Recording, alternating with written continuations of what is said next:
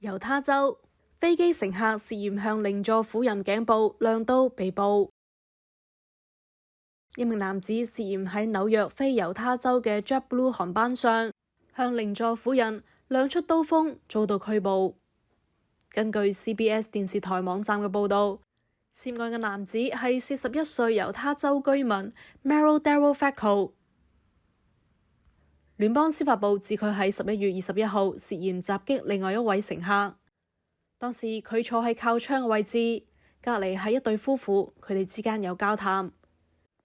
聯邦司法部嘅資料透露，Franco 鄰座嘅女子之後用耳機睇電影，但係聽到 Franco 依然喺度講嘢，不過女子並冇理會。Franco 將佢嘅手放喺女子嘅熒光幕前面，叫佢暫停睇電影。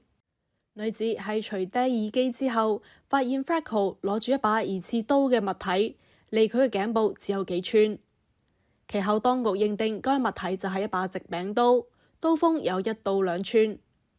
Franco 被指企起身大叫，女子嘅丈夫揾機艙乘務員幫忙。女子衝到飛機嘅過道，但係 Franco 企圖捉住女子嘅膊頭，阻止佢離開。一位坐喺過道另外一名嘅乘客見到呢個情形之後，搶走咗 Franco 攞住嘅物品，擺返去座位上，並交俾機艙嘅服務員。呢一名乘客喺餘下嘅旅程都坐喺 Franco 嘅旁邊。JetBlue 嘅發言人向 CBS 透露，事故發生喺航程嘅末段。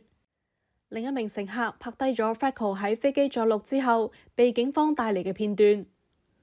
聯邦司法部11月22號控告 Franco 喺飛機上攜帶武器，以及喺美國特別飛機領域使用危險武器襲擊。